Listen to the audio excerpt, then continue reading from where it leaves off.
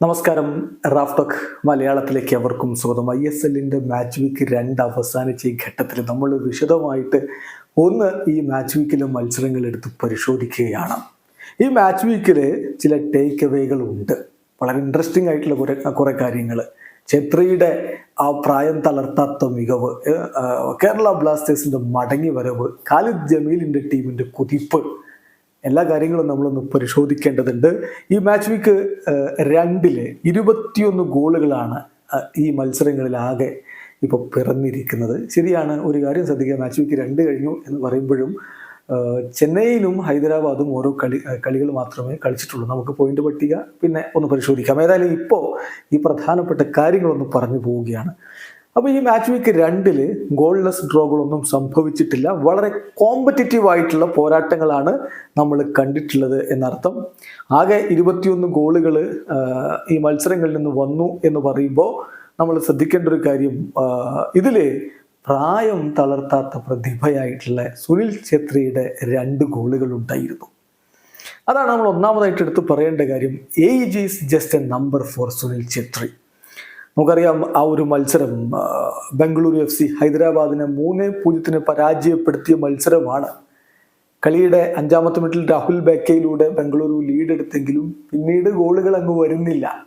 മത്സരം 1 മണിക്കൂറൊക്കെ പിന്നിട്ട ഘട്ടത്തിലാണ് സുനിൽ ഛത്രി കളിക്കളത്തിലേക്ക് വരുന്നത്. 85-ാമത്തെ മിനിറ്റിൽ അദ്ദേഹം പെനാൽറ്റിയിലൂടെ ആദ്യ ഗോൾ കണ്ടെത്തുന്നു. പിന്നീട് കളിയുടെ അവസാനത്തിൽ അദ്ദേഹത്തിന്റെ ഒരു ഹെഡർ ഗോളും വരുന്നു. ആ ഒരു ഗോള് വളരെ പ്രധാനപ്പെട്ട ഒന്ന് തന്നെയാണ്. അദ്ദേഹത്തിന്റെ ആ ഒരു പൊസിഷനിങ്ങും മറ്റുമൊക്കെ വളരെ കൃത്യമായിട്ട് നമ്മൾ കണ്ട ഒരു ഗോള് തന്നെയായിരുന്നു അത്. അത് മനോഹരമായിട്ടുള്ള ഒരു ഗോള്. പ്രായം തളർത്താത്ത പ്രതിഭ, അദ്ദേഹത്തിന്റെ ഇപ്പോഴും ഗോളിനോടുള്ള ഒരു ഹങ്കറൊക്കെ കാണിച്ചിട്ടുള്ള ഒരു പ്രകടനമാണ് വന്നിരിക്കുന്നത്. കൈയടിക്കണം സുനിൽ ഛത്രിക്ക്. പിന്നെ നിഹാൽ സുധീഷ്, പഞ്ചാബ് FCയുടെ ഗെയിമിന്റെ കാര്യത്തിലേക്ക് വരുന്നത്, നിഹാൽ സുധീഷ് പൊളിച്ചടിക്കുകയാണ്. 2ാമത്തെ ടേക്ക് അവേ ആയിട്ട് നമുക്ക് പറയാനുള്ള കാര്യം അതാണ്. നിഹാൽ സുധീഷ് വളരെ എക്സൈറ്റിംഗ് ആയിട്ടുള്ള ഒരു പ്രകടനം ഇപ്പോൾ നടത്തിക്കൊണ്ടിരിക്കുന്നു. ആദ്യ മത്സരത്തിൽ അദ്ദേഹം കേരള ബ്ലാസ്റ്റേഴ്സിനെതിരെയും മികച്ച പ്രകടനം നടത്തിയിട്ടുണ്ടായിരുന്നു. ബ്ലാസ്റ്റേഴ്സിൽ നിന്ന് ലോണിലാണല്ലോ അദ്ദേഹം ഇപ്പോൾ പഞ്ചാബിന് വേണ്ടി കളിച്ചുകൊണ്ടിരിക്കുന്നത്. 2ാമത്തെ മത്സരത്തിലും തുടർച്ചയായ 2ാമത്തെ മത്സരത്തിലും അദ്ദേഹത്തിന്റെ മികവ് നമ്മൾ കണ്ടു. 2-1 ഒഡീഷയെ പഞ്ചാബ് പരാജയപ്പെടുത്തുന്നത്. അതിൽ 28-ാമത്തെ മിനിറ്റിലാണ് നിഹാൽ സുധീഷിന്റെ മനോഹരമായിട്ടുള്ള ഒരു ഫിനിഷിങ്ങിലൂടെയുള്ള ഗോള് പിറക്കുന്നത്. ഒടുവിൽ ലിയോൺ അഗസ്റ്റിന്റെ ഗോള് കൂടി വന്നപ്പോൾ വിജയിച്ച് കയറുന്ന പഞ്ചാബ് FCയെ നമ്മൾ കണ്ടു. പഞ്ചാബ് ആദ്യത്തെ 2 മത്സരങ്ങളും വിജയിക്കുമ്പോൾ 2ലും സുപ്രധാനമായിട്ടുള്ള റോള് വഹിച്ചു നിഹാൽ സുധീഷ് എന്നുള്ള കാര്യം എടുത്തു പറയേണ്ടതാണ്. അതിൽ ശ്രദ്ധിക്കേണ്ട കാര്യം, പഞ്ചാബ് FCയുടെ ഹെഡ് കോച്ച് നേരത്തെ പറഞ്ഞിട്ടുണ്ടായിരുന്നു, തൻ്റെ പ്ലാനിൽ ആദ്യം നിഹാൽ സുധീഷിന് ഇടം ഉണ്ടായിരുന്നില്ല എന്ന്. പിന്നീട് ട്രെയിനിങ്ങിലൂടെയൊക്കെ വളരെ ഇംപ്രസീവ് ആയിട്ടുള്ള പെർഫോമൻസ് നടത്തിയിട്ടാണ് കേരള താരം, മലയാളി താരം, ബ്ലാസ്റ്റേഴ്സിൽ നിന്ന് ലോണിൽ കളിക്കുന്ന താരം ഇത്തരത്തിലുള്ള ഒരു മികവിലേക്ക് ഉയർന്നു വന്നത്. അതൊരു സുപ്രധാനമായിട്ടുള്ള കാര്യമാണ്.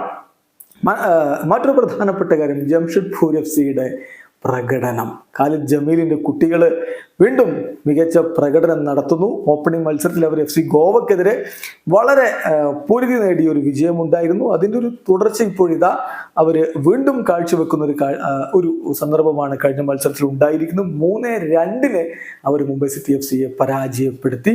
മുറയുടെ ഗോള്, ഹാവി എർണാണ്ടസിന്റെ ഇരട്ട ഗോളുകൾ എല്ലാം കൂടി ചേർന്നുകൊണ്ട് മികച്ച ഒരു പ്രകടനം കോച്ച് ഖാലിദ് ജമീലിന്റെ ടീമിൽ നിന്ന് വരുന്നുണ്ട്. അദ്ദേഹത്തിന്റെ പ്ലാൻ വളരെ പെർഫെക്റ്റ് ആയിട്ട് നടക്കുന്നു. ജോർഡൻ മുറെ, ഹൈദർ സിവേരിയോ എന്നിവർ മുന്നിൽ നിൽക്കുന്നു. മധ്യനിരയിൽ കളി മെനയാൻ വേണ്ടി ഹാവി ഹെർണാണ്ടസ് ഉണ്ട്. ഇതെല്ലാം കൂടി ചേരുമ്പോൾ അവര് ഇത്തവണ അത്ഭുതങ്ങൾ കാണിച്ചാൽ നമ്മൾ വിസ്മയിക്കേണ്ടതില്ല. കോച്ച് ഖാലിദ് ജമീൽ സംതിങ് സ്പെഷ്യലായിട്ട് കാര്യങ്ങൾ കൈകാര്യം ചെയ്യുന്നു എന്നുള്ളതും വളരെ ഇമ്പോർട്ടൻ്റ് ആയിട്ടുള്ള കാര്യമാണ്. ഇനി കേരള ബ്ലാസ്റ്റേഴ്സിന്റെ മടങ്ങി വരവ്. ആദ്യ മത്സരത്തിൽ പരാജയപ്പെട്ട കേരള ബ്ലാസ്റ്റേഴ്സിനെ പലരും എഴുതി തള്ളാൻ തുടങ്ങിയിരുന്നു എന്നുള്ളതാണ് യാഥാർത്ഥ്യം. എന്നാൽ 2-1 തകർപ്പൻ ജയമാണ് ഈസ്റ്റ് ബംഗാളിനോട് കേരള ബ്ലാസ്റ്റേഴ്സ് നേടിയിരിക്കുന്നത്. ആദ്യം ഗോൾ അടിച്ചു ഈസ്റ്റ് ബംഗാൾ, പക്ഷേ 2 കിടിലൻ ഗോളുകളിലൂടെ കേരള ബ്ലാസ്റ്റേഴ്സ് തിരിച്ചടിച്ചു. അതിൽ നോഹ് സദോയിയുടെ ഒരു മാജിക്കൽ മൂവും അദ്ദേഹത്തിന്റെ ഫിനിഷും പിന്നെ കോമെ പെപ്രയുടെ വളരെ അപ്രതീക്ഷിതമായ തരത്തിലുള്ള ഒരു ഗോൾ. ആ ഷോട്ട് നിങ്ങൾ ശ്രദ്ധിച്ചിട്ടുണ്ടാവും. അദ്ദേഹം ഒരു തരത്തിലും അത് ഷോട്ട് ഉതിർക്കുകയാണെന്നൊരു തോന്നൽ ഉണ്ടാക്കിയിട്ടില്ല.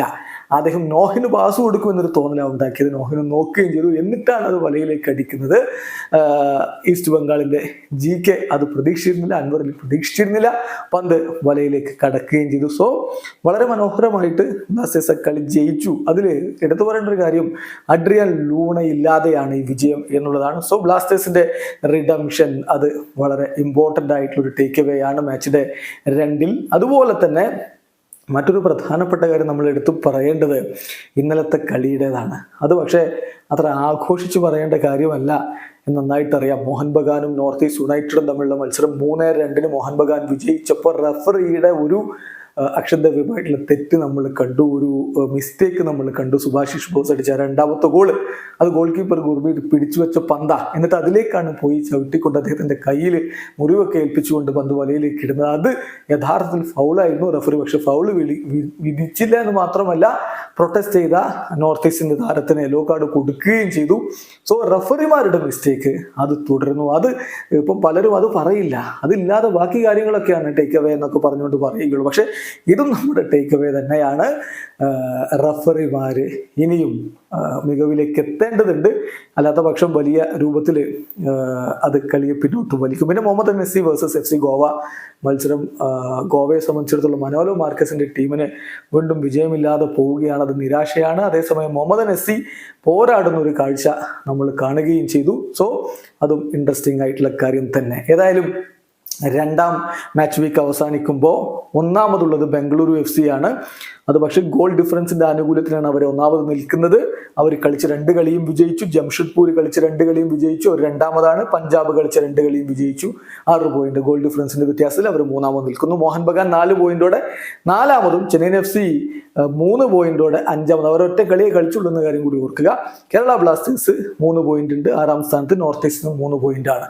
ഏതായാലും 3-ാം റൗണ്ടിലേക്ക് കടക്കുമ്പോൾ കാര്യങ്ങൾ കൂടുതൽ ആവേശഭരിതമാകും എന്നുള്ള സൂചനകൾ ഇപ്പോൾ ഓൾറെഡി ലഭിച്ചു കഴിഞ്ഞു. കാരണം വമ്പന്മാരെ പിടിച്ചു കുലുക്കുന്ന മറ്റ് ടീമുകൾ, അതുപോലെ തന്നെ വളരെ സ്റ്റണ്ണിങ് ആയിട്ടുള്ള ഫൈറ്റ് ബാക്കുകൾ എല്ലാം കൂടി ചേരുമ്പോൾ ആവേശം അതിന്റെ പരകോടിയിൽ തന്നെയാണ്. വീഡിയോ അവസാനിക്കുന്ന ഫുട്ബോൾ ലോകത്തെ കൂടുതൽ വിശേഷങ്ങളുമായി റാഫ്റ്റോക്സ് കൊണ്ടുവെത്താം.